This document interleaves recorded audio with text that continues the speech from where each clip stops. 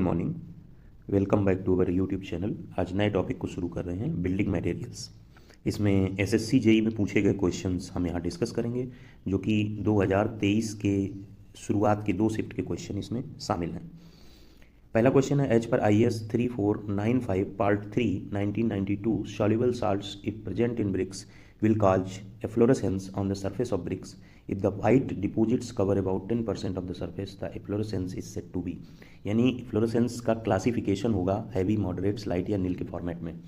ये क्वेश्चन जब आपके सामने पड़ेगा तो एक फील जनरेट होगी कि क्वेश्चन कैसे क्रिएट करते हैं, कैसे नहीं क्रिएट करते हैं। ये क्वेश्चन ESE सिविल 2020 का अगर आप जाएंगे तो प्री का क्वेश्चन है, जिसमें 10% की जगह उन्होंने कहा है कि 10% से ज़्यादा हो और 50% से कम हो। ये क्वेश्चन पूछा गया।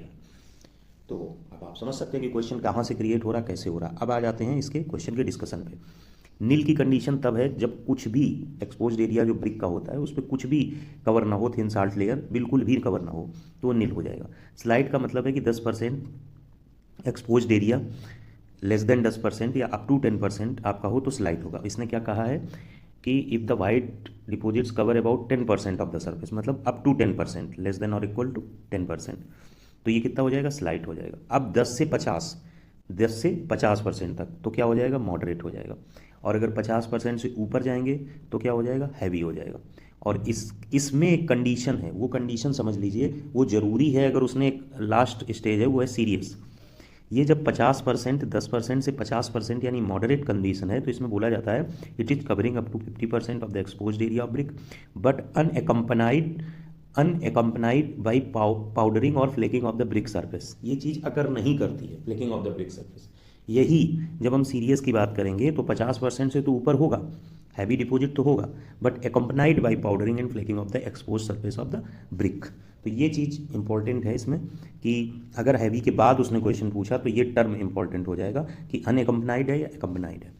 तो यहाँ से ये क्लियर हो गया, तो करेक्ट ऑप्शन यहाँ पे स्लाइड हो जाएगा। अगला क्वेश्चन है, which of the following is not a field of application of sulphate resisting cement.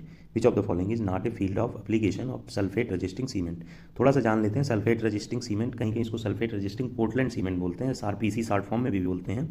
It is recommended in places where the concrete is in contact with the soil, ground water, sewage treatment works. It is expose to sea coast, मतलब marine structure में इसका use है, sewage treatment में है, foundation और basement में है। और in all these conditions concrete is expose to attack from sulphates that are present in excessive amounts which damage the structure. तो वो सल्फेट का अटैक होता है ऐसी कंडीशन में सबसे ज़्यादा। तो ये जो सीमेंट होती है सल्फेट रेजिस्टिंग सीमेंट, इसका नाम ही है, तो यहाँ यूज की जाती है। डैम्स में इसका यूज नहीं होता है, तो करेक्ट ऑप्शन सी पार्ट हो जाएगा।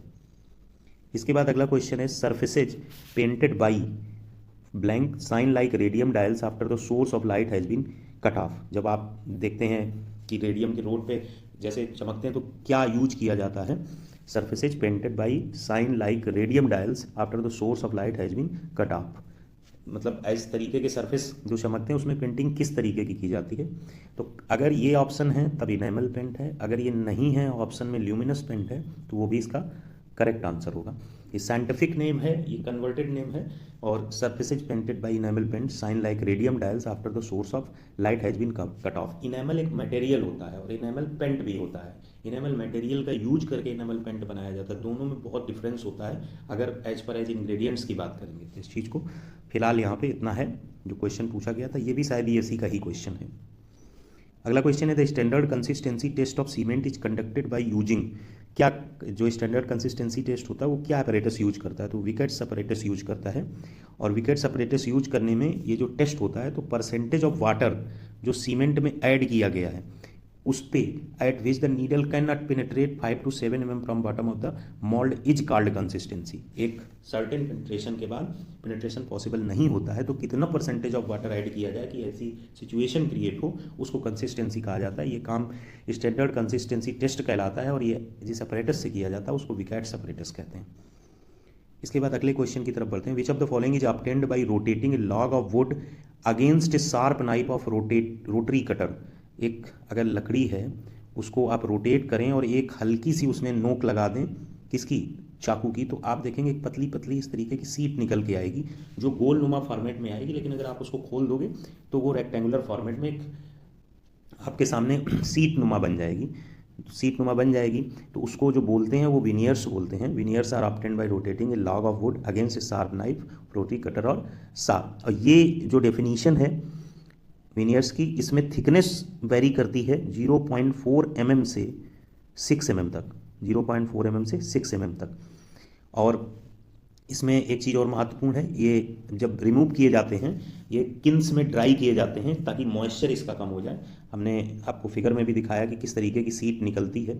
इस तरीके की सीट जब कट लगता है तो बिल्कुल पतली सीट निकलती है, जिसकी हमने ये भी बता दिया कि कितनी विड्थ वेरी या थिकनेस वेरी करेगी, 0.4 mm से लेके 6 mm तक। ये अगला MCQ बन सकता है, the width of the veneers vary from, options दे दिए जा सकते हैं, इसको लेकर कोई डाउट नहीं होगा। अगला क्वेश्चन है super plasticizers are also called accelerator, high range water reducer, low range water. इनको बोलते हैं high range water reducer, HRWR short form में बोलते हैं। जो लोग हैबिचुअल होते हैं बिल्डिंग मटेरियल्स की फील्ड में, सिविल इंजीनियरिंग स्पेसिफिकेशन रखते हैं या काम करते हैं, या उनकी कंपनीज हैं, वो इसको HRWR बोलते हैं, पर डब्बे में बंद होकर आता है, अलग अलग नाम होते हैं इनके।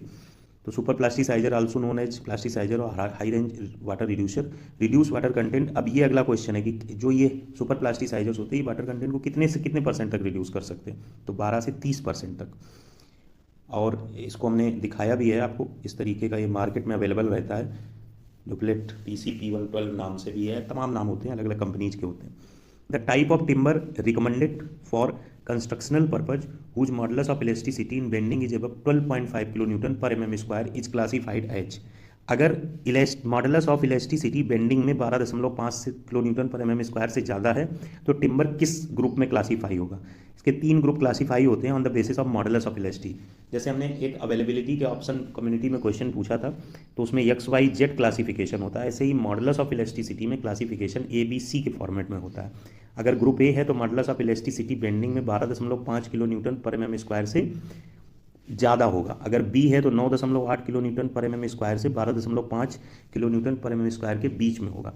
अगर C है तो 5.6 kN per mm स्क्वायर से एबव होगा, और बिलो होगा 9.8 kN per mm स्क्वायर। तो ये ABC क्लासिफिकेशन इस हिसाब से होता है। अगला क्वेश्चन है which of the following methods of quarrying is suitable for quarrying small thin and regular blocks of stones from rocks such as granite and gneiss, G निस या निस बोलने। तो ये तो कल हमने कम्युनिटी पे भी क्वेश्चन कराए थे कि क्या ग्रेनाइट है, मेटामॉर्फिक रॉक क्या होता है, कैसे बनती है रॉक से मेटामॉर्फिक रॉक। तो इसने ये पूछा है कि कौन सा सुटेबल है, मतलब जो मेथड है उसका क्या नाम बोला जाएगा, वेजिंग बोला जाएगा, ब्लास्टिंग बोला जाएगा, हीटिंग बोला जाएगा, एक्सकैवेटिंग बोला जाएगा। तो वेजिंग जो मेथड है वो यूज किया जाता है स्ट्रेटिफाइड रॉक्स के लिए। वेजिंग मेथड यूज किया जाता है स्ट्रेटिफाइड रॉक्स के लिए, जैसे सैंड स्टोन है, लाइम स्टोन है, लेटेराइट है, मार्बल है, स्लेट है। जो हीटिंग है ये मोस्ट सुटेबल होता है quarrying small thin a regular blocks of stones from rocks such as granite, gneiss. ठीक है, तो ये heap of fuel is piled and fired on the surface of the rock. फिर उसके बाद जो प्रोसीजर है, तो यहाँ पे करेक्ट ऑप्शन हीटिंग होगा। जो क्वेश्चन क्रिएट हो सकता है यहाँ से नेक्स्ट ईयर्स में, उसका आंसर हो जाएगा वेजिंग। याद रखना, वेजिंग जब लिखा होगा तो स्ट्रेटिफाइड रॉक्स का नाम होगा सैंड स्टोन, लाइम स्टोन का, और ग्रेनाइट और इसका पूछा जा चुका है, रिपीट होने की पॉसिबिलिटी कम रहती है, उससे निकलने वाली शाखाओं के क्वेश्चन की पॉसिबिलिटी मैक्सिमम रहती है। तो इस तरीके से ये क्वेश्चन आपका हो जाता है, जो गलत नहीं होना चाहिए ऑब्वियसली अगर आता है। ये क्वेश्चन है bamboo is commonly used in the construction of scaffoldings, bridges and structures due to its strong fibre content होता है, इलास्टिसिटी होती है, टेंसाइल स्ट्रेंथ होती है। तो इसका करेक्ट ऑप्शन होगा ऑल आर करेक्ट। बैम्बो जो होता है बहुत स्ट्रॉन्ग फाइबर होता है, इतनी कंप्रेसिव स्ट्रेंथ होती है कि ट्वाइस द कंक्रीट होती है। जो कंप्रेसिव स्ट्रेंथ होती है वो कंक्रीट से 2 गुनी होती है। तो ये क्वेश्चन तो ये बनता है कि जो बैम्बू है उसकी कंप्रेसिव स्ट्रेंथ इज अबाउट तो twice the compressive strength of concrete, और tensile strength about to steel की जितनी टेंसाइल स्ट्रेंथ है उतनी होती है। और अच्छी अच्छी जगह पर मतलब इनको यूज किया जाता है। आप ट्रसेज में यूज करते हैं लो कास्ट पे, और बैम्बो वाल्स बनाने में आप यूज करते हैं। और इसी तरीके से bamboo can be laminated into sheets and flattened by splitting large culm corrugated bamboo roofing sheets are available in the roofing market. इस तरीके के इसके यूज होते हैं। इसके अलावा जो यहाँ क्वेश्चन है इसके फोल्डिंग में यूज किया जाता है इसको, क्योंकि इसमें लाइट वेट, इजी ट्रांसपोर्टेशन, लो कास्ट और फ्लेक्सिबिलिटी रहती है। तो ये क्वेश्चंस पूछे गए थे होपफुली। और कम्युनिटी पे आप जो क्वेश्चंस पढ़ रहे हैं उनको मत छोड़िएगा, क्योंकि वो आपके लिए बहुत यूजफुल होने वाले हैं। वो एक सिस्टमेटिक वे में है उनका। जब भी आप क्वेश्चन उसका सॉल्व कर रहे हैं तो उसको इस फीलिंग से सॉल्व करिए कि हम एग्जाम में ये क्वेश्चन दे रहे हैं, उसके सोल्यूशन को प्रॉपरली देखिए, तो आपकी एक्यूरेसी बढ़ेगी।